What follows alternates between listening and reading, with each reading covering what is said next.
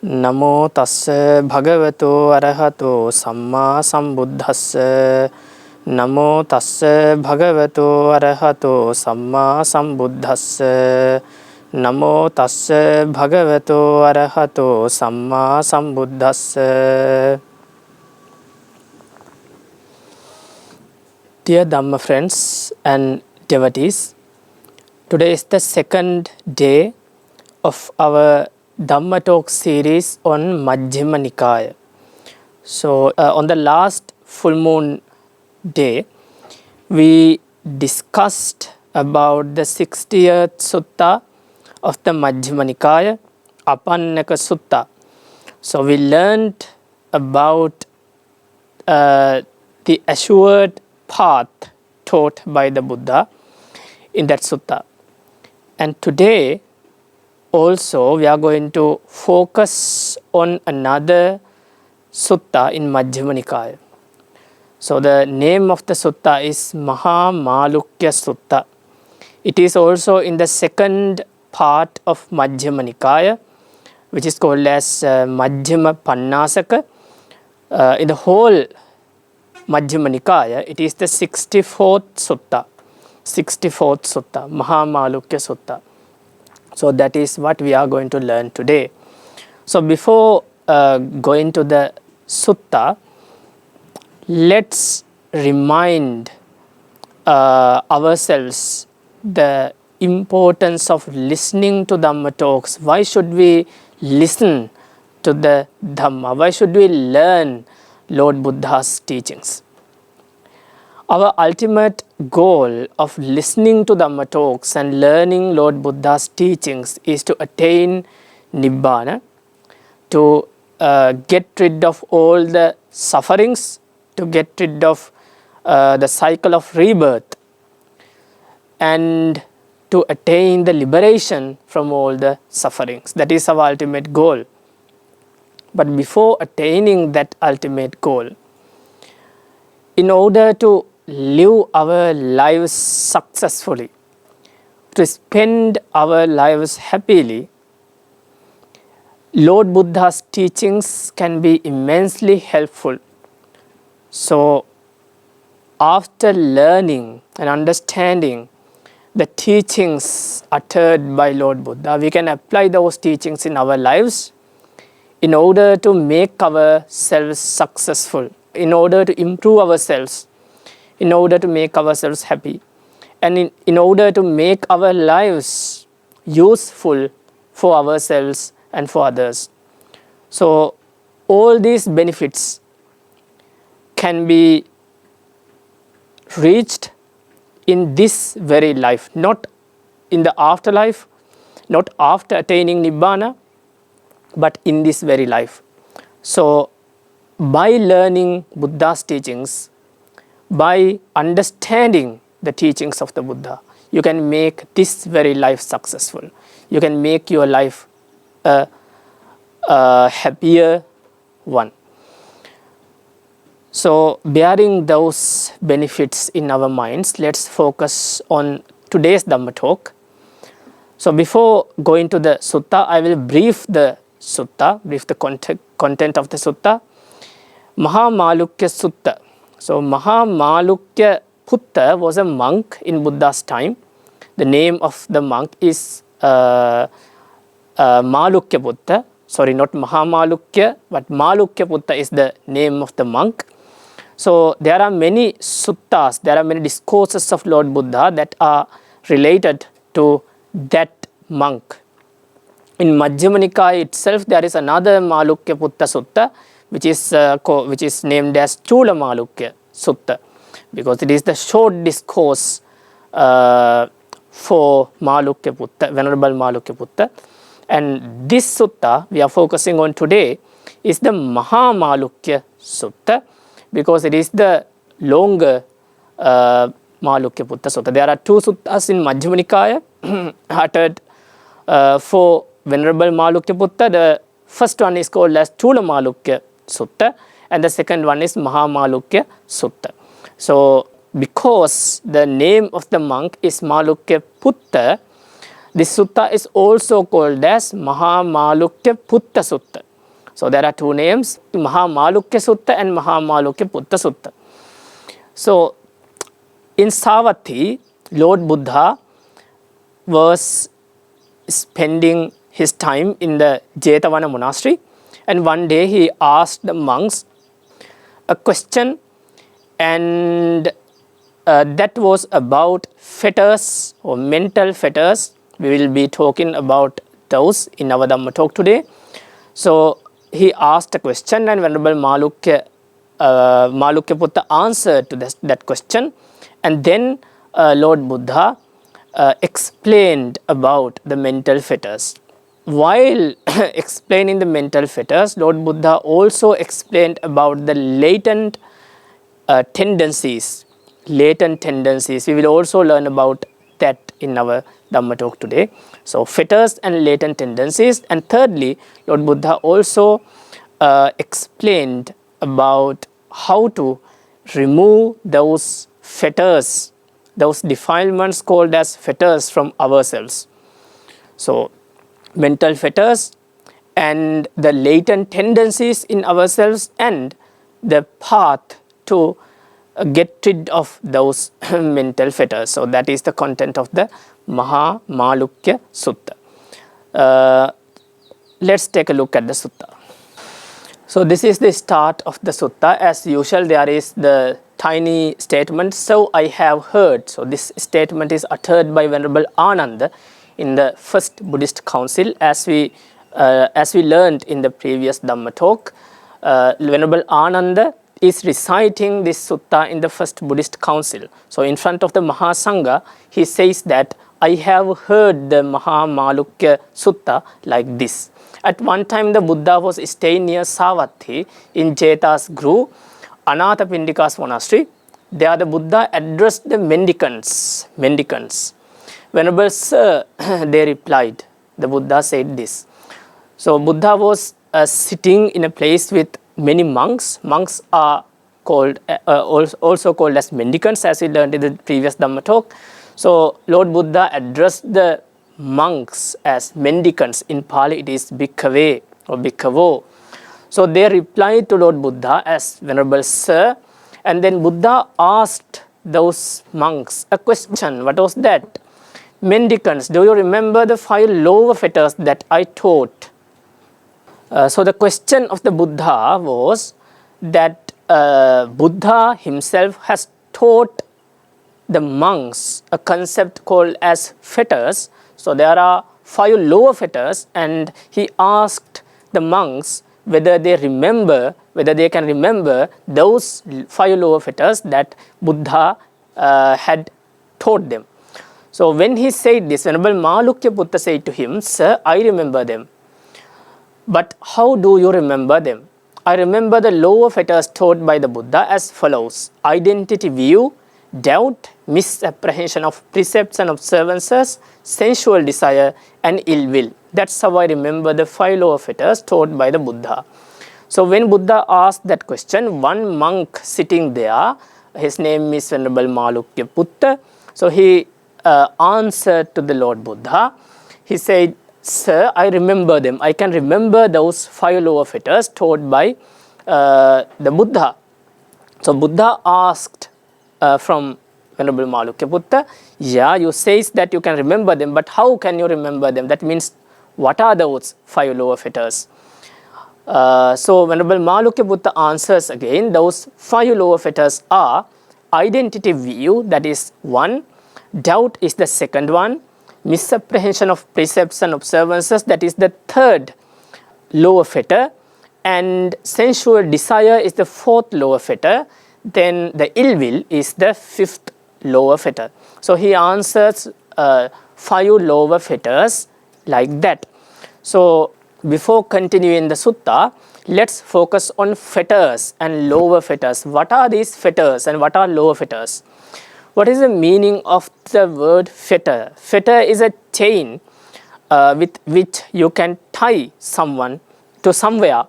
So it can be a iron chain, it can be a manacle, whatever, something with which you can tie or bind someone so that he cannot go anywhere else is called as a fetter.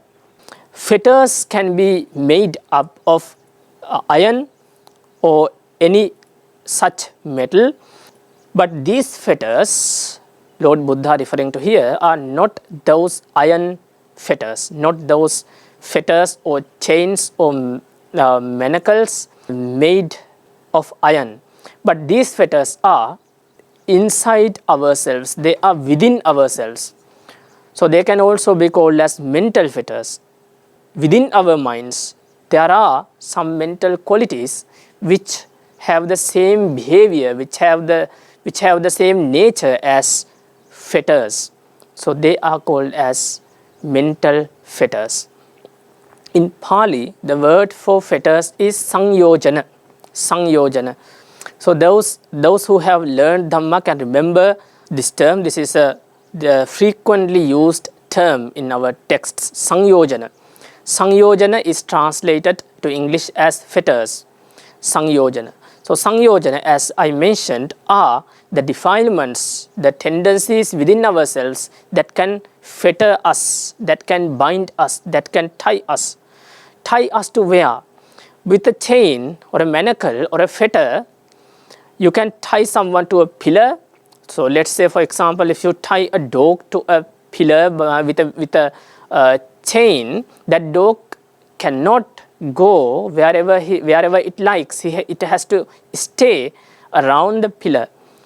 If it wants to walk, if it wants to go, it has to go around the pillar, and it cannot go outside that place because it is tied, because it is bound to that pillar by a chain. So likewise, within ourselves, there are fetters, there are chains with which we are bound, we are tied to the samsara.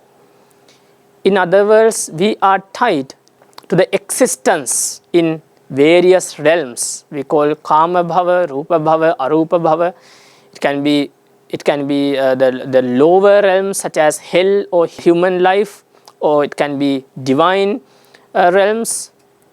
So it can be upper realms, we call as rupa bhava or arupa bhava. Whatever realm, we are bound with these fetters. Because these fetters are within ourselves, because we are bound to the samsara with these realms, we cannot escape from the samsara. We cannot get rid of all the sufferings in the samsara.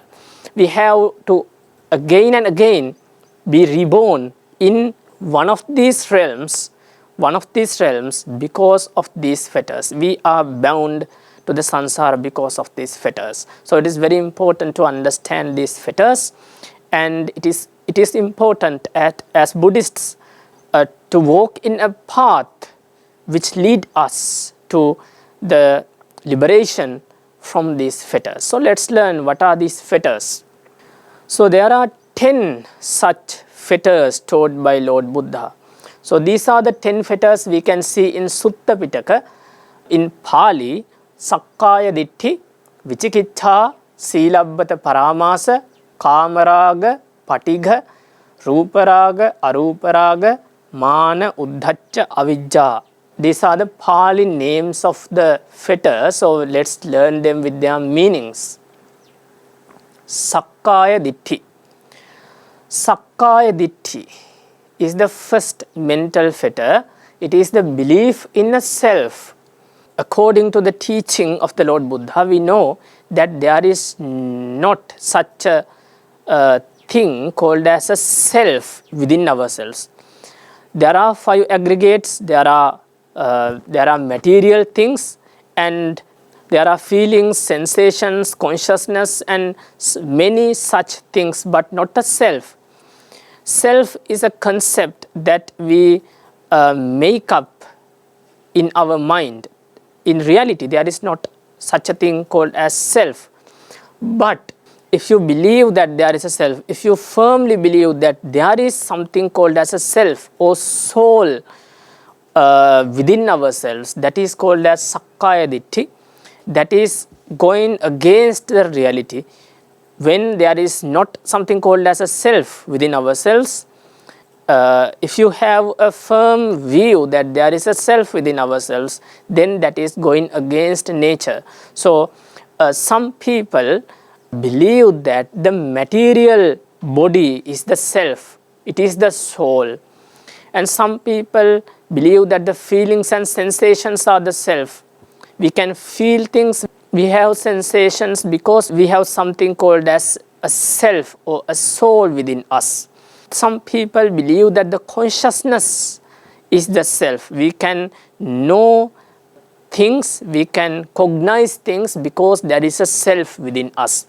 And some people believe that when we die, that soul within ourselves goes to another life, goes to another body, and whenever we are reborn, that self goes to a new body. So that is the belief that is called as the belief in a self. We also call this self-view, and we call this a self-identity view. Name it with whatever name, it is the belief that there is something solid within yourself which can know things, which can feel things, and which can be reborn again and again. So the second mental fetter is Vichikiccha. Vichikiccha is doubt or uncertainty. We can have various doubts about various things, but not all those doubts are meant here. The doubt meant here is the uncertainty about Lord Buddha, uncertainty about the Dhamma uttered by Buddha, uncertainty about the Sangha, the disciples of Lord Buddha, the uncertainty about karma, and the uncertainty about the rebirth, and uncertainty about the teachings of the Lord Buddha, such as Paticca Samuppada. So if you have doubt or uncertainty about those things, then you cannot practice Dhamma, then you cannot walk on the path that leads to the liberation. So because of that, this Vichikiccha is also called as a mental fetter that does not allow you to escape from the samsara. It binds you to the samsara. Silabbata paramasa, silavata paramasa, misapprehension of rites and rituals. That is, observing and practicing certain rites and rituals in order to get rid of suffering. So there are various types of rites and rituals in the world according to the various religions, according to the various beliefs that people have. So misapprehension of rites and rituals means you have a wrong view about the reality. You have a view that is against the reality, and depending on that view, relying on that view, you practice rites and rituals. So in the Buddha's time, there were various teachers who had wrong views about samsara, who had wrong views about a self within themselves. So depending on that wrong view, depending on those wrong views, whatever they practice, that is called as Silabbata paramasa. Because their view is wrong, their practice also becomes wrong. Their practice does not lead them to the liberation of suffering. So it is called as Silabbata paramasa. Practicing wrong rituals and wrong rites in order to get rid of the suffering, or in order to attain something blissful. The fourth mental fetter is kamaraga, sensual desire. It is obvious. The desire we have for the pleasure is called as kamaraga. The fifth mental fetter is patigha. It is ill will or the hatred we have towards people or things. And then the sixth mental fetter is ruparaga, that is lust for material realm. That means here rupa refers to the upper realm. Here rupa refers to a realm of rebirth. So you can reach that realm only by developing your concentration, developing your mind. So after meditating for a long time, you attain the absorption. So we call them jhana. So after attaining the jhana, if you die without losing those jhana, then you will be reborn in these realms, which are called as rupa bhava. So the desire for those realms is called as rupa raga, lust for the material realms. material realms, we call them material realms because there is a material body in that realm. And the next one is arupa raga, lust for immaterial realm. So this is also another realm taught in Buddhism and also in other religions, where the beings in that realms do not have a material body, but they only have a consciousness. They have consciousness, but they do not possess a material body. They have immaterial lives. The existence there is immaterial. So we can have a defilement, we can have a desire for those realms. We can have a desire to be reborn in those kind of realms. So that is also a mental fetter that can bind us to the existence. And mana is conceit. We can also call it pride or arrogance. And then uddhacca is restlessness within ourselves. When we are very too busy, when we are anxious, this defilement appears in our minds. We feel restless. And avijja, the last fetter, is ignorance. That is not knowing reality as it is, not knowing the nature of impermanence as it is, not knowing the nature of suffering as it is, not knowing the nature of the world as it is. So because of this ignorance, all other mental fetters and all other defilements appear within ourselves, and they exist within ourselves. So these are the 10 mental fetters. So within these 10 mental fetters, we met in the sutta a term lower fetters, 5 lower fetters. So what are the 5 lower fetters among within these 10? The first 5, sakkaya ditthi, vicikiccha, silabbata, paramasa, kamaraga and patika, these 5 are called as lower fetters. And ruparaga, aruparaga, mana, uddhacca, avijja, these 5 are called as upper fetters or higher fetters. As you see in the list, the first 5 should be called as the higher fetters, right? They are the upper fetters because they are in the beginning of the list, and other 5 should be maybe called as and maybe the other 5 should be called as the lower fetters, but it is done in opposite way. The first 5 is called as lower fetters and the other 5 is called as upper fetters. What is the reason for this? They are called as lower fetters because they are the reason for us to be reborn in lower realms such as the hell and the human life and the lower divine realms. So the beings get reborn in those lower realms because they have these defilements, because they have these fetters within themselves. So because of that, because they lead us to the rebirth in the lower realms, they are called as lower fetters. And other 5 lead us to the rebirth in the upper realms.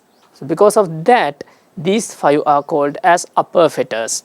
So these first 5 are the ones that were questioned by the Buddha from the monks. Do you remember the 5 lower fetters taught by me? So Venerable mahāmāluṅkyasutta answered that he could remember them. And what are they? What are those 5 fetters?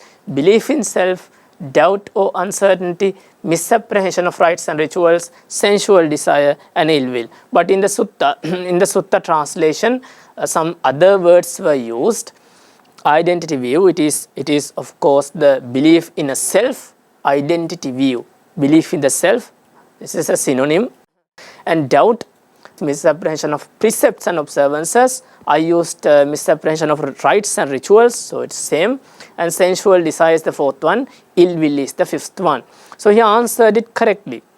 What happened next? Who on earth do you remember being taught the 5 lower fetters in that way? Buddha criticizes, Lord Buddha criticizes Venerable mahāmāluṅkyasutta, saying that these are not exactly the mental fetters taught by me. Who on earth do you remember being taught? Who taught you these mental fetters in this way? That is what Buddha asked back from Venerable mahāmāluṅkyasutta. So why does he criticize Venerable mahāmāluṅkyasutta? Venerable mahāmāluṅkyasutta answered the 5 lower fetters correctly, but still Lord Buddha criticizes him. What is the reason? The reason is that Venerable mahāmāluṅkyasutta had a wrong view. What was that?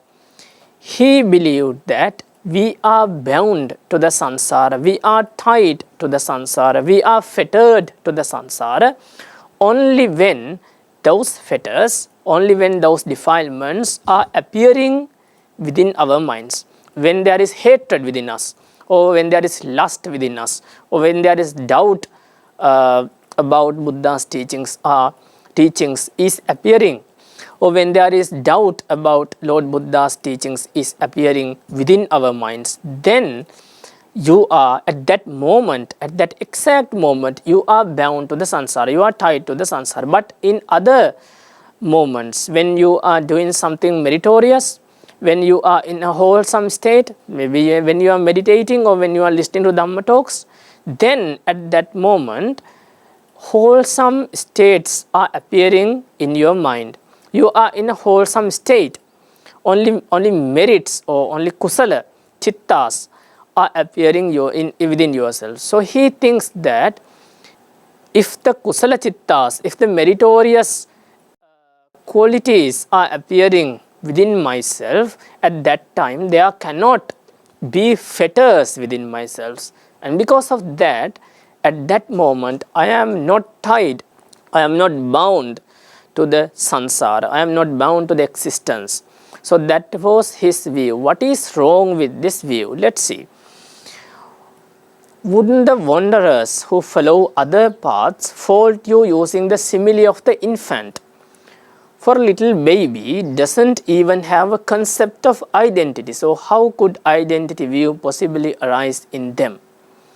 So the question, so the argument of the Lord Buddha is like this. People, wanderers who follow other paths, that means people of other religions, people who have other views, can argue with you saying that how can an infant have these fetters? So we say that you are bound and you are tied to the samsara, the cycle of rebirth, by these fetters. So the argument is, but infants cannot have these fetters as adults have, because the argument of the Buddha is that a little baby doesn't even have a concept of identity. He doesn't even understand about a self or identity or a soul. So how can it have identity view without even understanding something called identity or something called a soul, which is a solid one within ourselves? How can it have an identity view? It cannot be there. So the people of other religions can argue like this. As same as identity view, a little infant, a little baby doesn't even have a concept of teachings. So this is for the Vicikiccha. So when we say that you are bound to the existence, you are bound to the samsara by fetters, the doubt or the Vicikiccha, doubt about the teachings of Lord Buddha, when we say that the doubts about the teachings of Lord Buddha is a fetter, there can be an argument like this. A little baby, an infant doesn't even know about teachings of Lord Buddha. So how can it have a doubt on Lord Buddha's teachings? That cannot happen. He cannot have Vicikiccha, he cannot have doubts on Lord Buddha's teachings. So the same argument goes about the third lower fetter, fourth lower fetter and the fifth lower fetter. Then according to this argument, an infant cannot have fetters within him because he hasn't fetters. If he dies in his infant age, he will not be reborn because he doesn't have fetters. We are tied to the samsara with these fetters, and because of that we are reborn again and again. If an infant does not have these fetters, he will not be reborn again. So that is the argument. Yet the underlying tendency to identity view still lies within them. an infant does not have identity view appearing in his mind, but there can be that underlying tendency. That means within yourself there is a tendency, there is a unconscious tendency for the identity view, and because of that, when you become an adult, when you can understand things, then you will have identity view, then you will have doubt on Buddha's teachings, then you will have a misapprehension of rites and rituals, then you have sensual desire and ill will. So that is the argument of the Buddha. So because of that argument, the view of Venerable mahāmāluṅkyasutta is wrong. He views that, he believes that only when the fetters appear within yourselves, you are tied to the samsara, but that is wrong, not only at that time, but also when those fetters do not appear, but when you are doing meritorious deeds, still you are bound to the samsara, still you are tied to the existence. What is the reason? There is an underlying tendency within yourselves. There is an underlying tendency for these mental fetters within yourselves. Those are not the appeared defilements, but those are latent defilements. We will discuss about this further. So Venerable Ananda asked back from Lord Buddha, if the view of Venerable mahāmāluṅkyasutta is wrong, how should we understand mental fetters? What is the correct way to understand lower mental fetters? Lord Buddha says, Ananda, take an uneducated ordinary person who has not seen the noble ones and is neither skilled nor trained in the teachings of the noble ones. They have not seen good persons and are neither skilled nor trained in the teaching of the good persons. Their heart is overcome and mired in identity view, and they don't truly understand the escape from identity view that has arisen.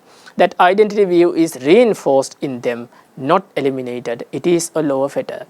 So the people who haven't learned the teachings of Lord Buddha, people who haven't learned the teachings of noble ones, noble people, do not have the understanding about non-selfness. They do not know about the impermanence, the impermanent nature of the things. They do not know about the suffering nature of the things, and they do not know about the non-self nature of the things. And because of that, they believe that there is something solid which can be called as a self within ourselves.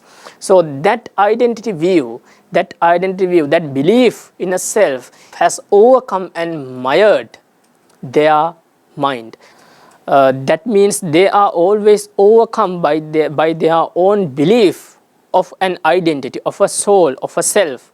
Most important thing is that identity view is reinforced in them, not eliminated. That identity view is not eliminated within themselves. That means no matter you are doing a meritorious deed, no matter you are meditating or doing whatever good thing, still that mental state is not eliminated. It is sleeping, or it is existing as a latent tendency within yourself. So that is called as a lower fetter. So what Buddha means here is that the lower fetters, or these defilements, have two states according to this sutta. The first state is that the state where those defilements, those fetters are appearing in yourselves. You can recognize them. You can recognize that you have a hatred towards someone, you have ill will towards someone, or you have lust in your mind, or you have identity view, a belief in a self within your mind, and you have doubt on Lord Buddha's teaching. So that is one state, the state where we can be conscious about that state. And another state is that we can be conscious about those fetters. And another state is that those mental qualities are not appearing in our mind. you cannot be conscious about them, but still they are existing within yourself as underlying tendencies. They are existing within yourselves as latent defilement. So this concept is somewhat similar to the concept of unconscious we learn in psychology. In psychology also, Sigmund Freud suggested that something called as unconscious is there within us.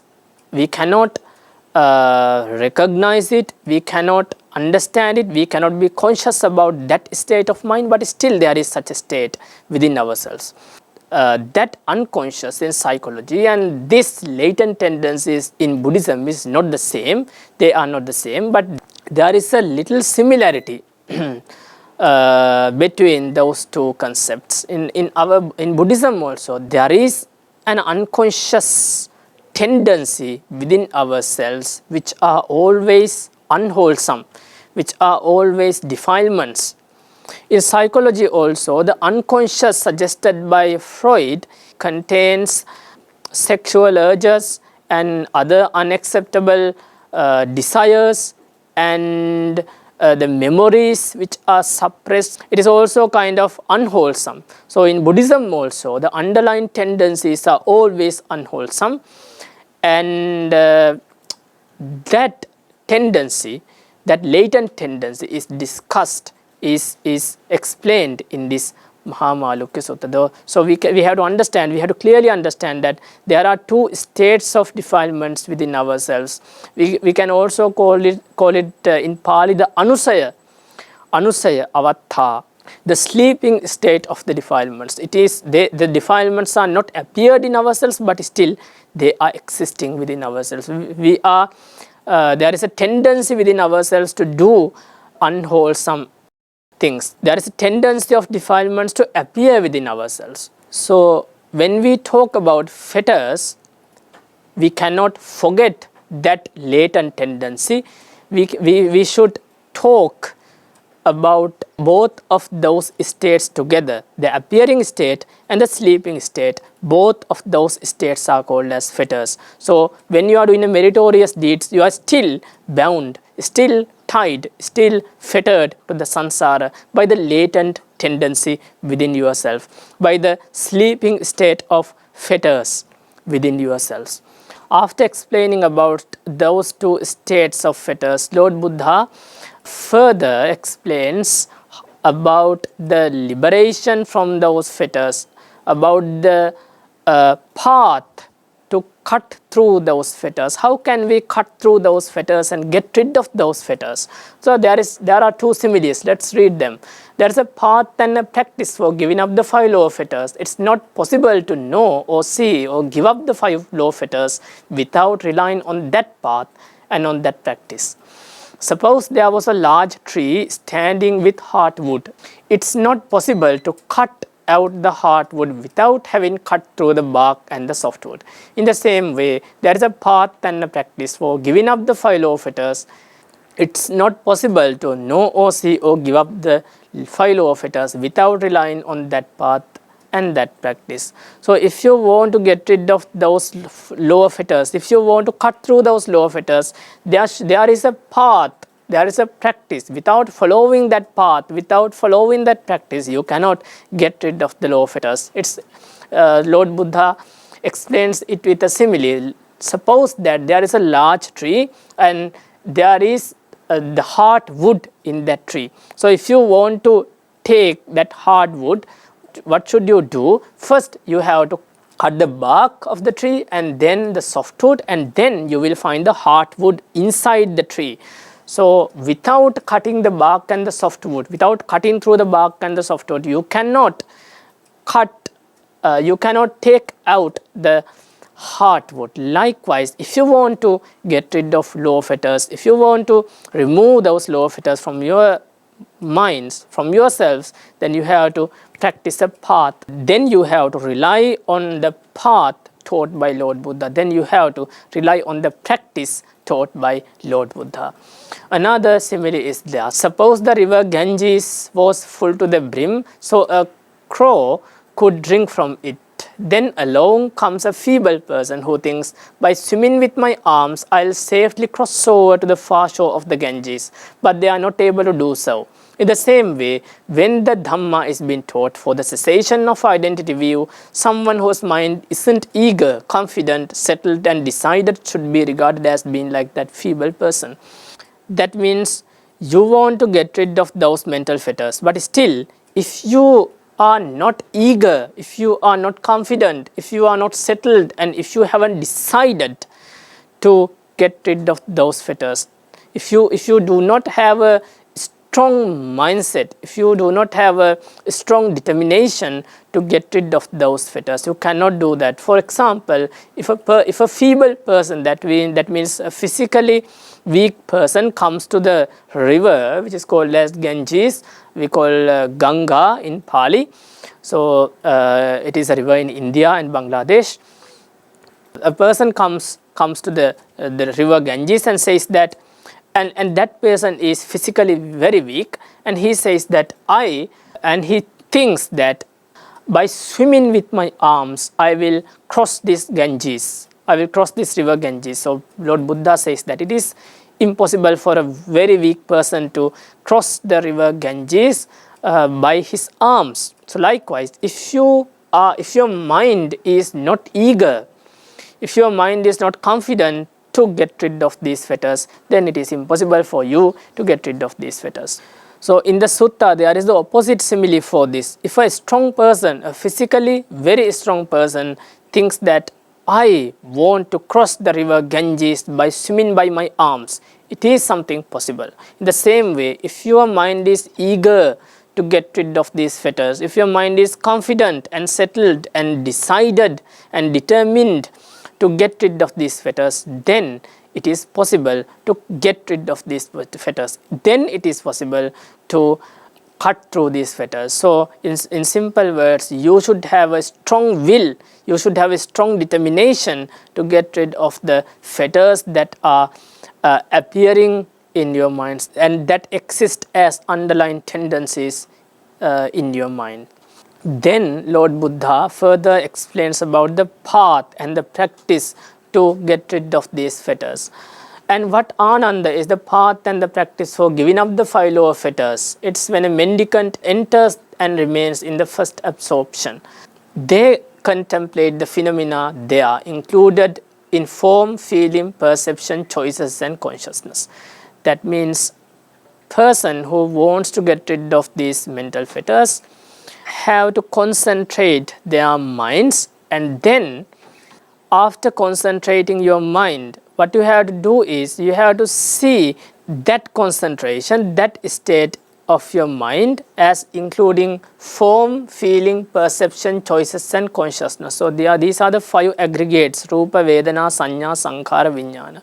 So when you are concentrated, still there is not something called as self or soul, but there is a form, that means there is a physical body, there are feelings within yourselves, there are perceptions appearing within yourself, and there are choices and consciousness. So there are 5 parts which are called as a human being, which are seen as a self.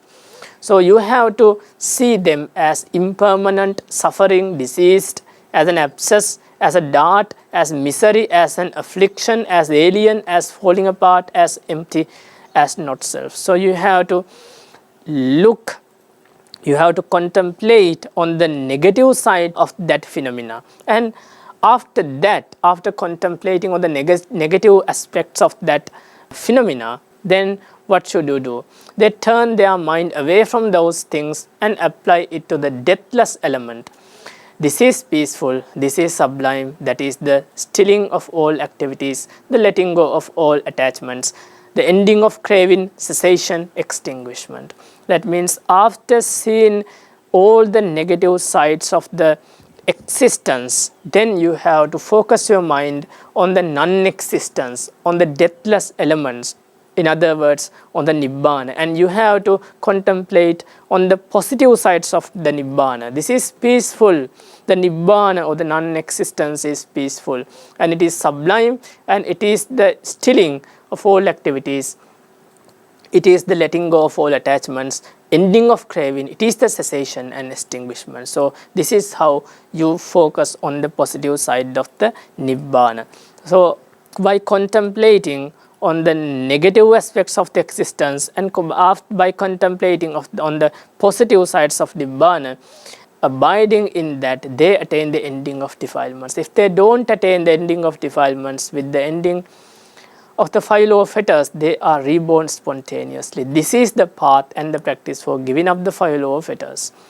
So this is the path taught by Lord Buddha to get rid of mental fetters. You have to contemplate on the 5 aggregates. You have to contemplate on the realities, and you have to see them as they are. You have to see the impermanent nature, suffering nature, and non-self nature of the existence, and you have to contemplate again and again on the negative sides of the existence. And then after seeing that clearly, you have to focus on the non-existence or Nibbana. So this is a very long process, but in the sutta it is briefly described. But if you want to learn about this path comprehensively, you can refer to the books like Visuddhimagga. In Visuddhimagga, from the beginning to end, the path for the purification, the path to cut through the defilements, the path to cut through all the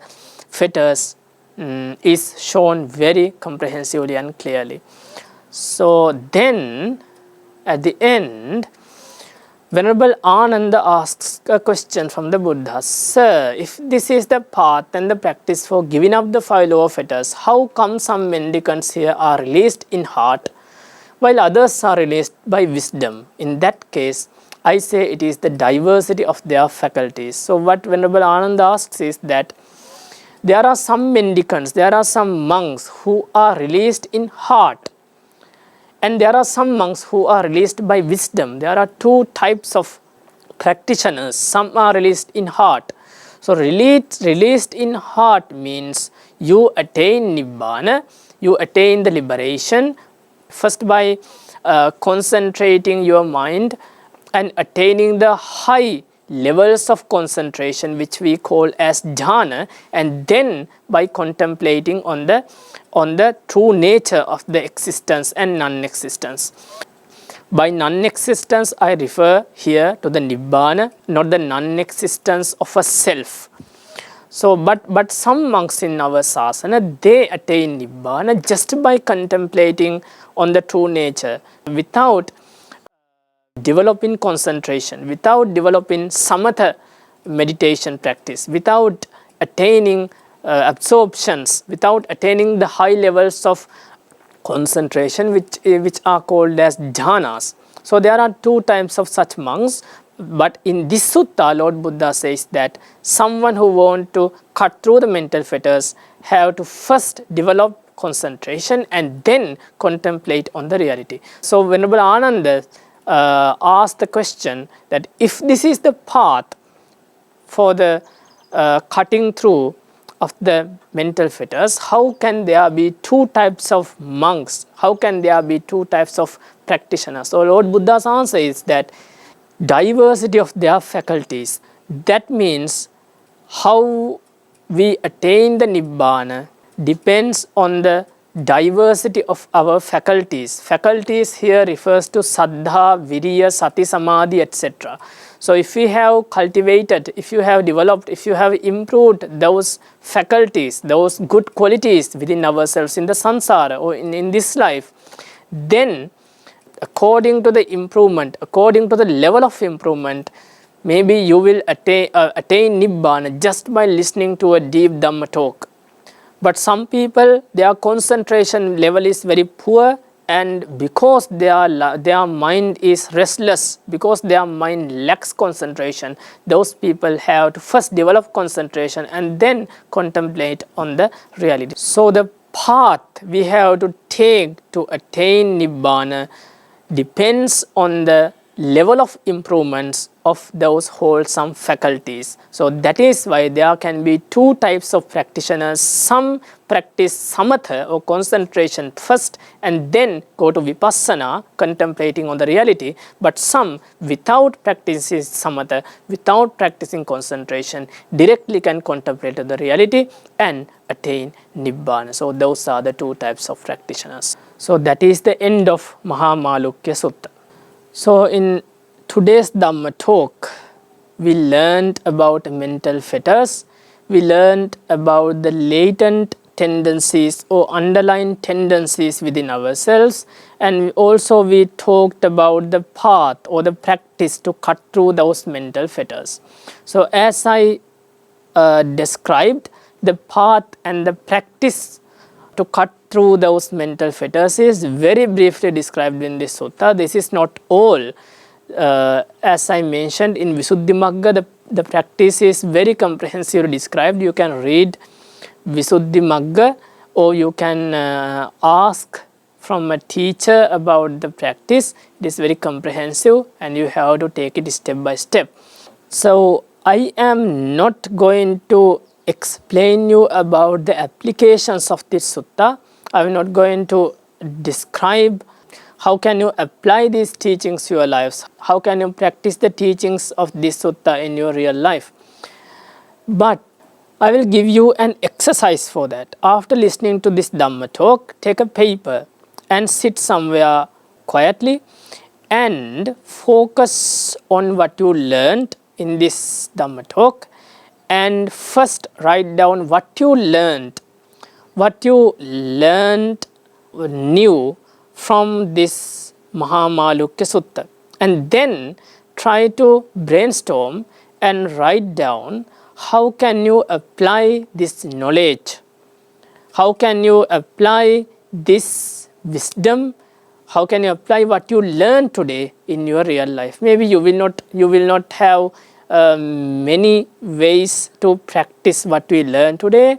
Maybe only the understanding about the latent tendencies will be the benefit of today's Dhamma talk. Maybe it is the most important point you learn. For some people, the list about fetters will be the most important part of this sutta. For some people, the practice to cut through the mental fetters will be the important part of this sutta. Whatever important for you, write down those things in a paper and try to contemplate on what you learned today. So that will be an exercise for you to do after the Dhamma talk.